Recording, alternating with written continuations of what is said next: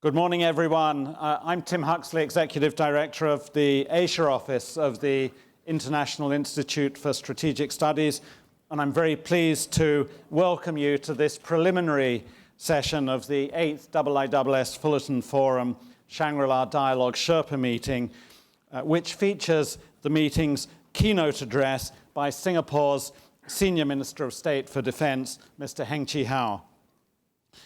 With the encouragement of Singapore's government, we established this Sherpa meeting for the Shangri-La Dialogue, SLD as it's called, 7 years ago.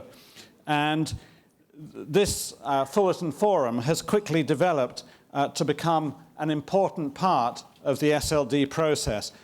Over the next day and a half, 100 senior officials, senior military officers and non-government experts from 25 countries that regularly participate in SLD will engage in closed-door discussions here at the Fullerton Forum on some of the key regional security topics that their ministers and other defense and security principals will discuss at the next Shangri-La Dialogue from the 5th to the 7th of June. The keynote address at the Fullerton Forum has always played an important part in terms of setting the scene for the subsequent discussions in the main sessions, which will start later this morning. We in the IISS are delighted that SMS Heng has graciously agreed to speak to us this morning. Mr. Heng, who is a Member of Parliament for the Jalan Besar constituency, was appointed as Senior Minister of State for Defence in May 2018. He'd previously held appointments in the Prime Minister's office and the Ministries of Health, National Development and Trade and Industry. As well as his defence role, he is also a Deputy Secretary General of the National Trades Union Congress. SMS Heng, thank you for joining us this morning. We look forward to your remarks, and the floor is now yours, sir. Thank you, Tim. Thank you.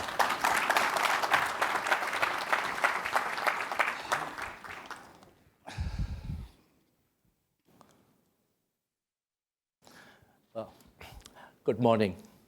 I better use some technology to help bring more focus and clarity, I think.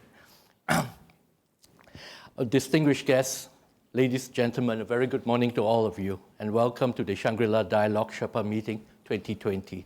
And I would also like to take this opportunity to wish everybody a very happy new year.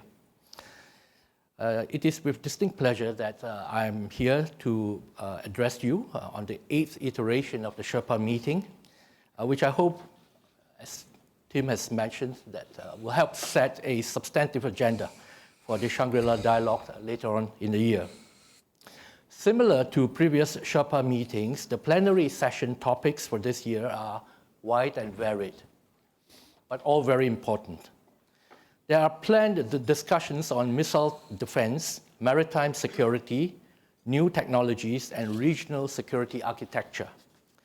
These conversations amongst senior defense officials will be crucial if we are to carefully and safely navigate an increasingly complex and volatile environment. So before we venture into the specific issues and topics of discussion of the Sherpa meeting, I would like to say something this morning, using this platform and opportunity, about our rules-based international system with a particular focus on multilateralism. Whilst these two concepts may not be too fashionable in today's context, and even as countries debate over the distributive effects of such a system, multilateralism has supported the smooth functioning of our international society. I hope to offer some views and some context today to aid in our further discussions during the rest of the conference.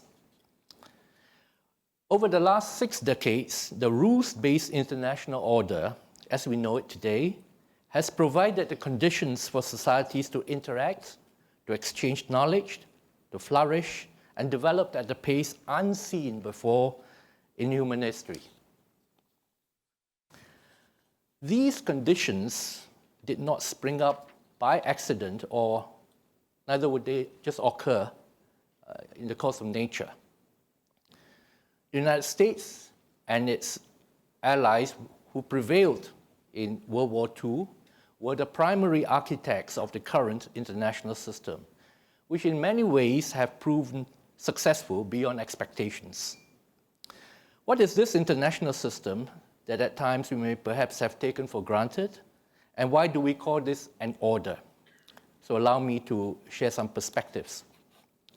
Broadly, the international system we inherited today can be described as a collective commitment by countries to pursue their interests and activities within the set of norms that they accept and within the set of legal rules that they will comply with. These include international law, multilateral institutions, and global protocols.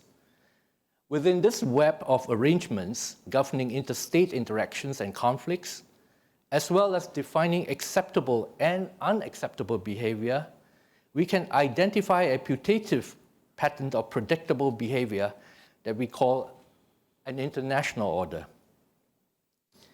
In the absence of such an order, then it would be very difficult to find some modus vivendi that is stable and peaceful for all participating nations. And peace and stability are two crucial conditions for hopes of and the sustaining of prosperity and development for any country, for any region, and globally. One aspect of this rules-based international order, however, has come under stress of late. And this aspect, ladies and gentlemen, I feel, is multilateralism. At the most basic level, multilateralism is a principle in international relations where two or more countries come together to pursue a common goal. Most multilateral discussions today take place through international and regional bodies and fora. Members of the audience are obviously no stranger to such meetings. However, it may be worthwhile to remind ourselves of two key attributes which underpinned multilateralism and its continued relevance today. First, no single country can tackle and address complex transnational challenges that threatened our collective security and survival. Second, through cooperation, countries can advance their welfare and prosper together by working toward peace and stability. We can see these principles at play when we look at how multilateralism has evolved over time. Modern multilateralism actually has quite a long history. For example, a good number of scholars point to the 1648 Peace of Westphalia as a moment where a putative form of multilateralism first took place and took root. It was also in that the nascent ideas of sovereignty and territoriality were born. Bring us forward 200 years to the concert of Congress system of Europe that emerged in the 19th century after the demise of the French Empire. The concert system upheld the balance of power across Europe through a structure that allowed European powers to convene together to negotiate and determine the affairs of Europe. That system was a precursor, in a way, to modern multilateralism.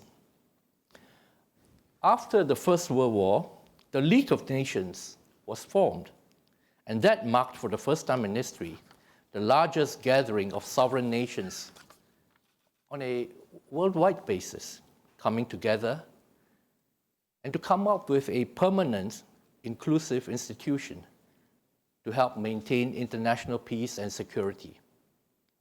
One could say that the League of Nations was the world's first truly multilateral body, and it was. And of course, just as it has its good intents and strengths, it also had its weaknesses and shortcomings. And as the world emerged from the ashes of the Second World War, countries were determined to save succeeding generations from the scourge of war and to work together to forge an era of peace. Thus, since 1945, the world has seen an unprecedented surge of multilateral institutions and systems. The United Nations is the most prominent example, but it is not the only one. There are many others. Examples would include the OECD and the non-aligned movement.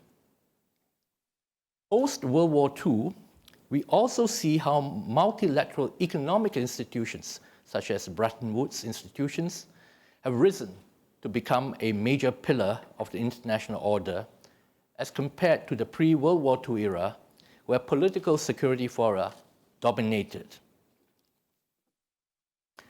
Looking back on the past 4 centuries, multilateralism has certainly been a key feature and development within the international system as it evolved.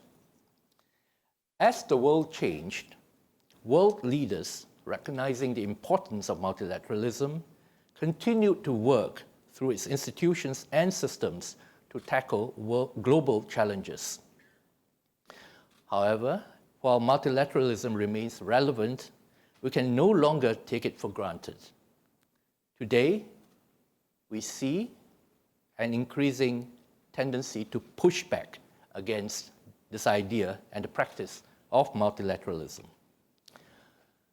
On the security front, there is a renewed sense amongst countries, notably major powers, that multilateral arrangements constrain rather than enhance their influence. Some countries today perceive that their interests would be better met via unilateral or bilateral means. They view these common rules and norms of multilateral institutions as inconvenient, archaic, perhaps sometimes even inimical to their interests. Simultaneously, the unequal economic outcomes of trade liberalization, often a product of multilateral economic cooperation, have led many to perceive global free trade as being unjust. And this has in turn fueled protests against globalization and its accompanying appendages, including multilateralism.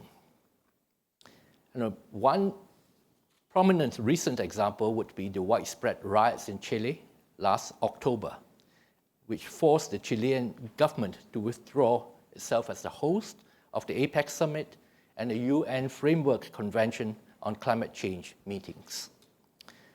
These cumulative pushbacks against multilateralism weakened our collective resolve and our ability to tackle global challenges together.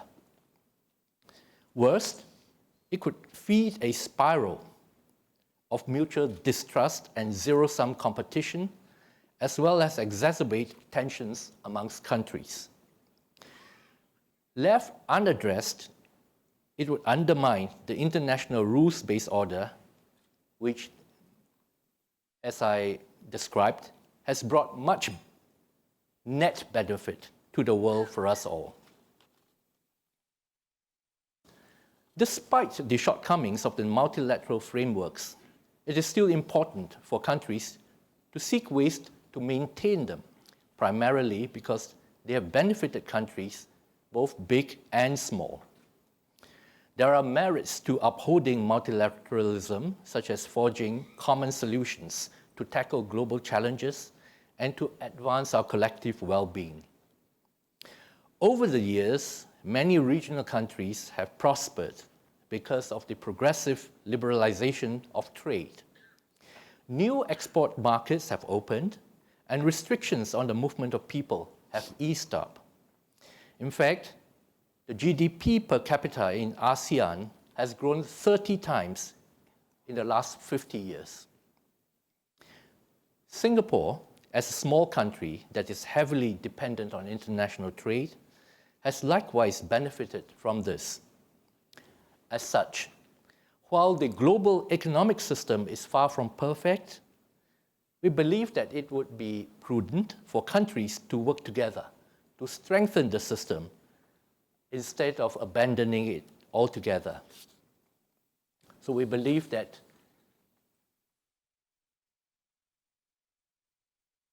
we should be careful not to cast out the baby with the bathwater. At the same time, multilateralism is key for banding countries together to counter threats confronting the world today. Many of these threats, such as piracy, terrorism, and natural disasters, hold no regard for national boundaries. Joint initiatives in this region, such as the Sulu Sea Trilateral Patrol and the Malacca Straits Patrol, demonstrate that countries must collaborate to tackle common security threats. While many of these collaborative efforts do not go far enough, they are still a step in the right direction. And today we are in a better position than when we first started. Multilateralism continues to work for small countries too. Small countries have greater agency when we work together to change and to influence the international system through multilateral frameworks. For example, the Group of 77 allows developing nations to have a stronger voice at the UN. Similarly, big countries also stand to gain from multilateralism. Institutions such as the ADMM+, the APEC, the Regional Comprehensive Economic Partnership, help to channel interests across regional platforms in order to garner support for their agenda and initiatives. I've so far tried to provide some perspectives on the current international system and how multilateralism, given its rich historical legacy and modern successes, continues to be relevant and useful to us.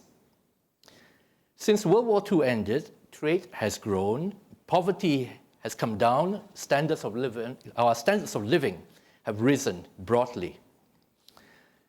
This year, China is widely expected to meet its first centennial goal of lifting hundreds of millions of people out of poverty. I also welcome the first phase of the US-China trade deal, which I hope will put the US-China relations on a positive trajectory. While government leaders and policymakers consider how we can adapt and make take multilateralism forward into the new decade and beyond, I also hope at this forum to offer some views and suggestions for consideration. First, let us work to strengthen multilateral institutions. We should endeavor to update, refresh, and renew the rules of structures of multilateral institutions. This is to ensure that the same systems that have served us well continue to bring countries together to tackle challenges of the day. We should also ensure that the benefits of growth are spread more evenly and equitably across and within countries. Through this, we will enhance our collective well-being, which underpins support for multilateralism and, in turn, the international rules-based order. Second, we should strive to better communicate the benefits and outcomes of our multilateral discussions and meetings. Multilateral processes are often perceived by those who are not part of or integral to that process, looking in from outside, perceived as perhaps abstract, sometimes opaque. And we can understand why. Because the subject matter and the processes, they are complex. The challenges are global, coordinating efforts across sovereign nations far from easy. Nonetheless, we can make multilateralism more accessible, more understandable to the everyday citizen everywhere by explaining and showing how leaders arrive at decisions and reach consensus. Through this, we hope that it will be better able to secure the critical mass support for multilateralism. At the 74th session of the United Nations General Assembly last year, Singapore's Prime Minister, Mr. Lee Hsien Loong said, and I quote, "A rules-based multilateral system is still by far preferable to any other way to secure peace and prosperity and to solve global problems." End of quote.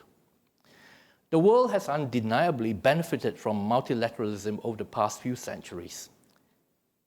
against its various pushbacks, it is time for us to modernize multilateralism to adapt to present conditions and present challenges.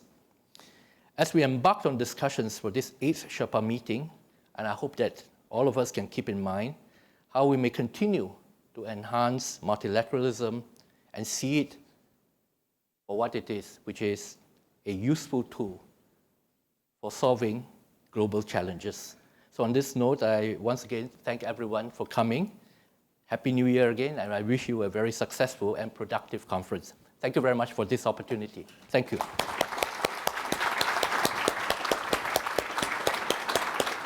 Thank you very much. SMS, thank you very much for your keynote address, which is a great start for this Sherpa meeting.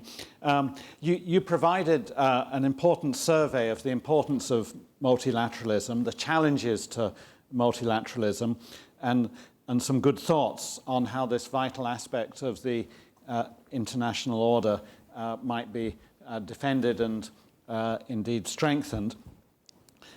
You've kindly agreed to respond to questions from our delegates this morning.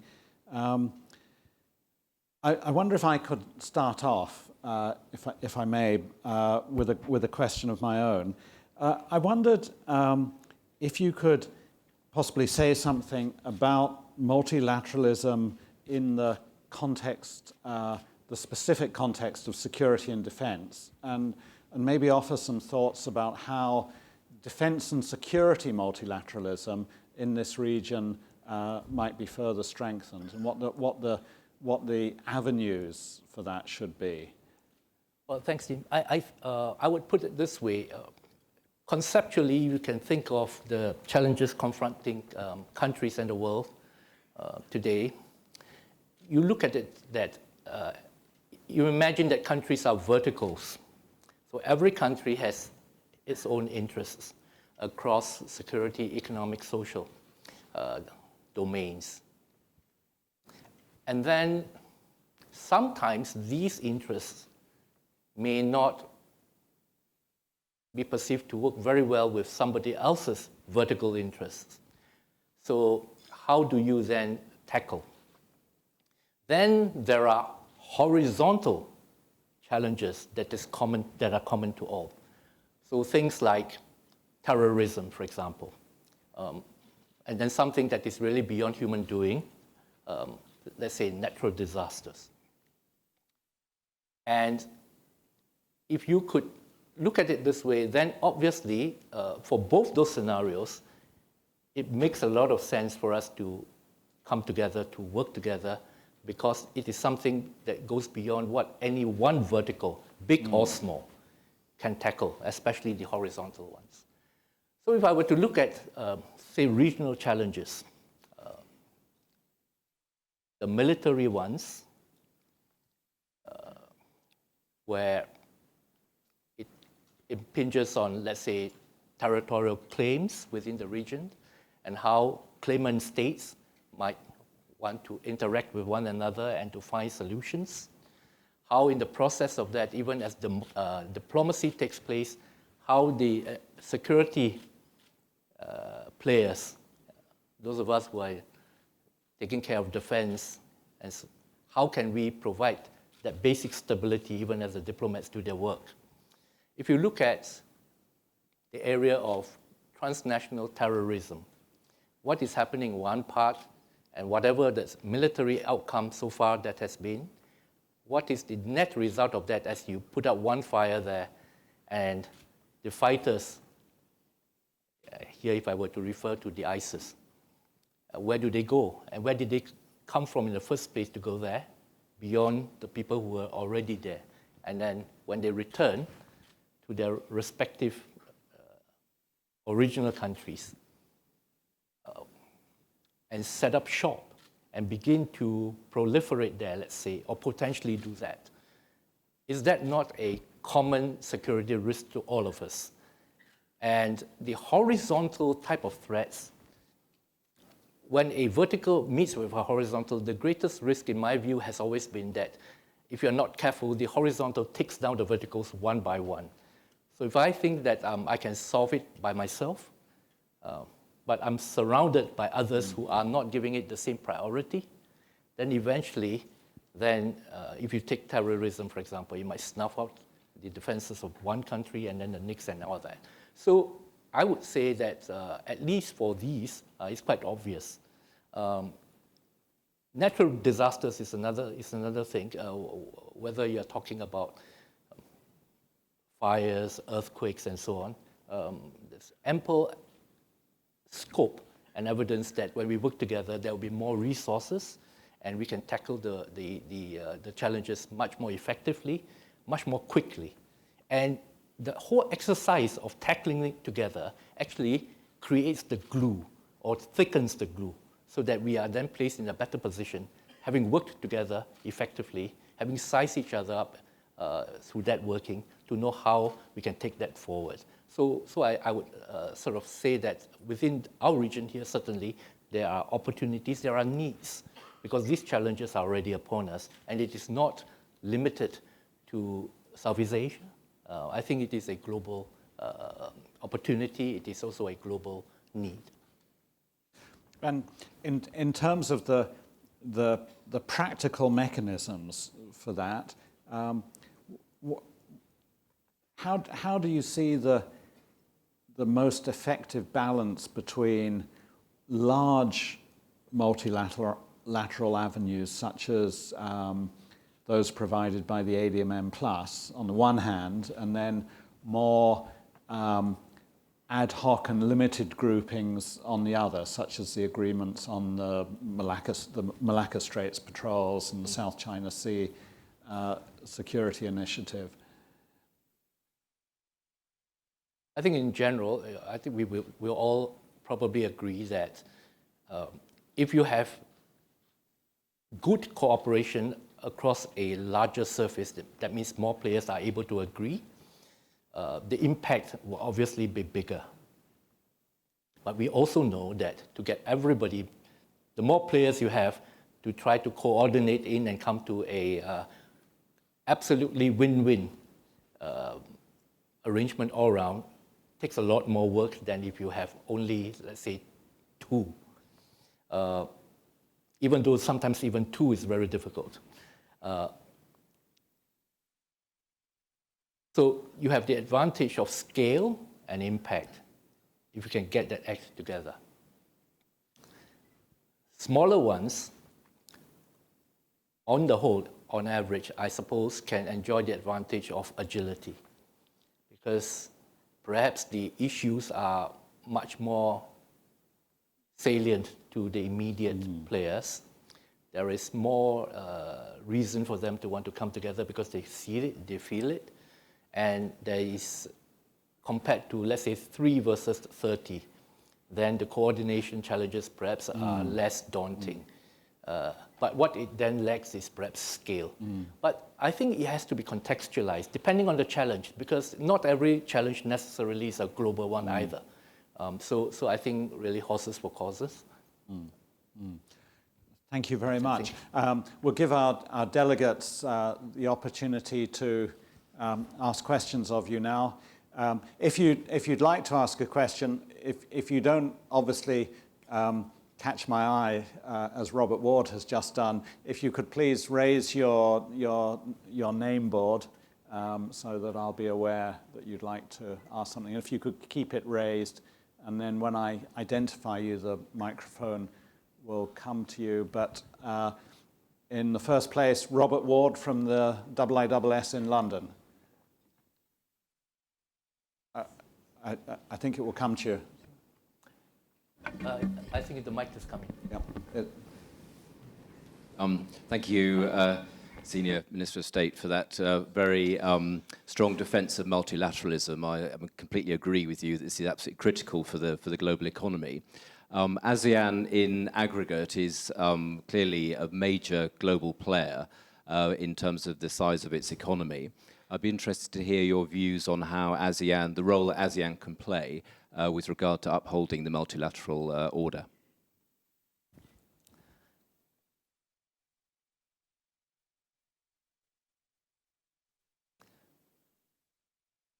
I think the key ingredient for ASEAN to be able to play a meaningful and perhaps impactful role in defense of and in promotion of multilateralism is,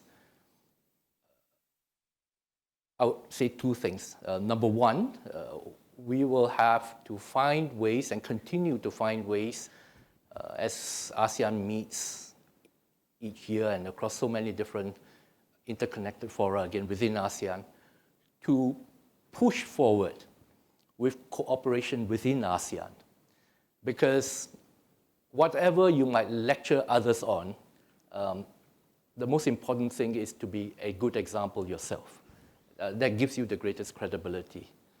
And there are so many opportunities and that ASEAN has succeeded in tapping into over the years. There continues to be many projects, many forms of better integration and working together. So in the main, I would say one area of concentration should be how ASEAN can be a good example by getting ourselves to demonstrate how it can work multilaterally within ASEAN. The other one is the unity of ASEAN. No two groupings are the same. So the way ASEAN operates, for example, would be different from the way EU operates. So within the realities of the different arrangements, nonetheless, how is it possible for us to continue to work very closely so that the unity of ASEAN is obvious to the partners that we interact with on the international stage and across different subject matter. And I think if you are united and if you are seen to walk your talk and to do so effectively, then I think you have a greater chance of being reckoned as credible. And more people would deem it meaningful to want to do business with you. So in general, I would put it down to those two. Thanks. Thank you very much. Next, Mr. Sebastian Groth from Germany. Thank you very much, Minister, for this powerful statement in favor of multilateral cooperation. I would like to draw your attention to an initiative that both our countries are supporting, the initiative which is called Alliance for Multilateralism, that was mainly pushed forward by Minister Mas and Minister Le Drian from France, but also Singapore played a very instrumental role during the last UNGA week in New York, where more than 50 foreign ministers gathered and agreed on some principles how to defend and reform and develop the multilateral system, and agreed on 6 very concrete initiatives, and mainly in the field of security and climate and technology. And a first success, I think, was achieved some months ago when this group agreed on some principles to regulate lethal autonomous weapon systems in Geneva. So that was a very concrete, I think, output of this multilateral cooperation. And I would like also to inform you that Minister Mas intends to convene the alliance again at the margins of the Munich Security Conference between 14th and 16th of February. In this context, I wanted to ask you, from the regional perspective here from Singapore and Southeast Asia, what are the most pressing issues for you where you would like to use the advantages of multilateral cooperation, and who would be your main partners here in the region? So thank you very much. Thank you. Thank you. May I clarify that you are not necessarily just limiting it to the security domain? Thank you.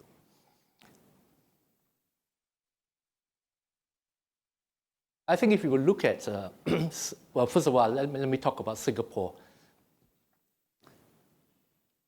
I think it's very clear from Singapore's own national interests that, and also from our national experience since independence, that our prosperity, our value to the world lies in, or we will do a lot better when you have a world that is open, that is interconnected, where everybody, big or small, powerful or weak, agree as a matter of principle and practice to play by certain rules. As a small country, we feel, and we believe that we feel so together with other small countries, that this allows countries such as us to have a standing, to have a voice within the international setting that would be very difficult to get by any other arrangement. So in our experience, when within these kinds of settings, when we are then able to create opportunities, including the Shangri-La Dialogue, for example, and our meeting today, to bring, in the area of security, the relevant players, Key, together in frank discussions so that tensions can be better managed, interests can be more clearly articulated, mutual understanding can be promoted, and I choose these words in order to convey the sense of relativity. In other words, I'm not saying that if you do so, all your problems will go away. But what I'm saying is that compared to any other arrangements, we found that by doing so, it creates an overall environment that is more doable for everybody, that is more sustainable.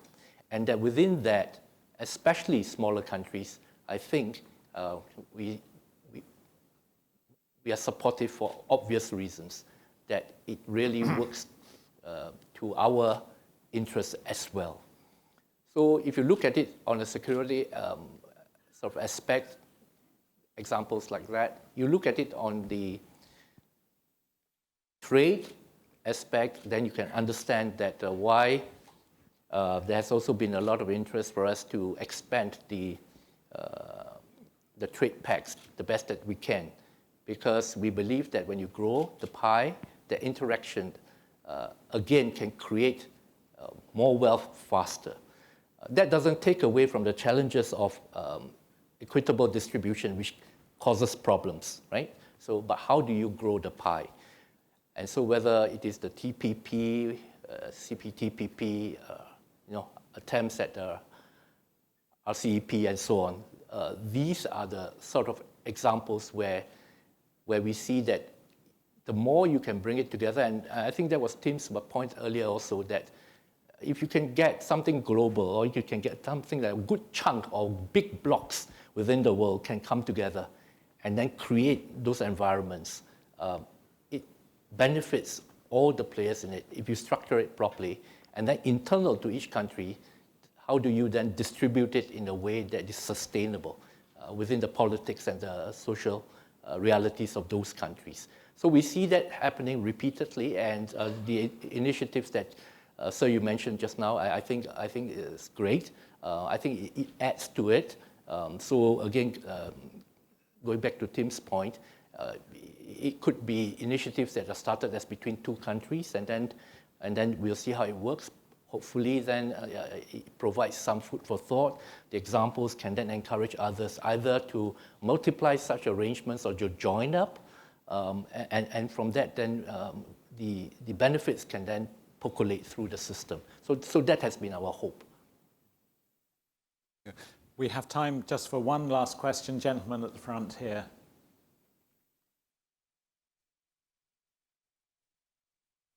Thank you, Tim. Honourable Minister, my question to you is, a few days ago at the Raisina Dialogue, the Foreign Minister of Iran, he mentioned about General Soleimani's death. And he said there's only two people who are celebrating, which is President Trump and ISIS. How do you see unilateral action, such as the killing of General Soleimani, affecting the multilateralism? And how do you read this? Thank you.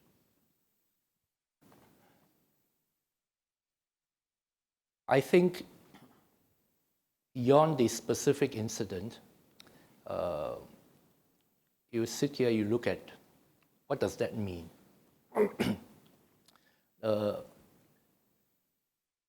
Is the situation in the Middle East as a result of that and other things that has happened before and so on? Is it getting more complex? Is it getting more volatile? Is it getting more unpredictable and therefore more challenging? And if so,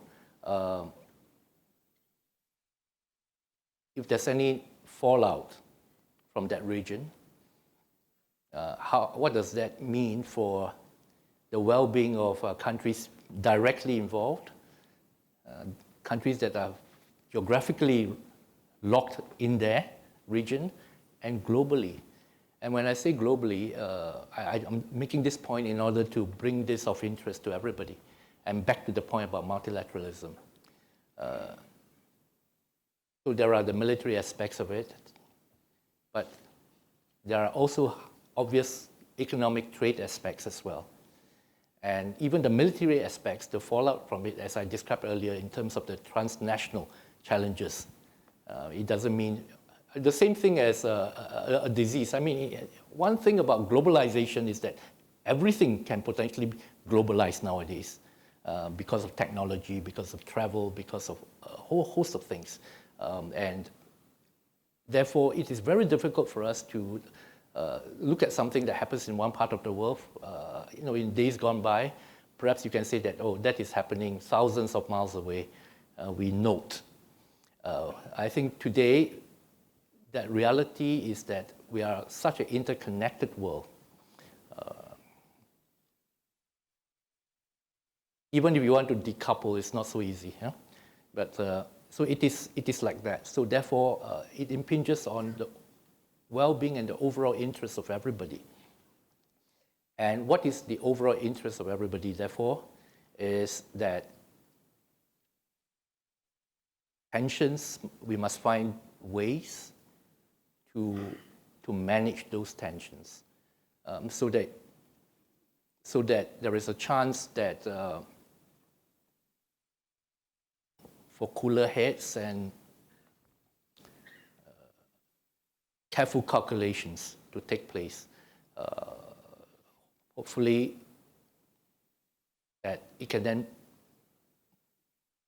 for the entire region, instead of spinning out of control, for example, that it might be able to have a relative stabilization, and then through dialogue and across different fora, through different means, to see how the management of those tensions can be more viable. I think with respect to that region in particular, I think it's so long-standing and is so wrapped up. There isn't a simple solution. I think that we all recognize. But lack of a simple solution is not the same as saying that we must all accept that things are just up in the air and just can spin out of control. I think it is in our collective interest to do our part to avoid that kind of an outcome.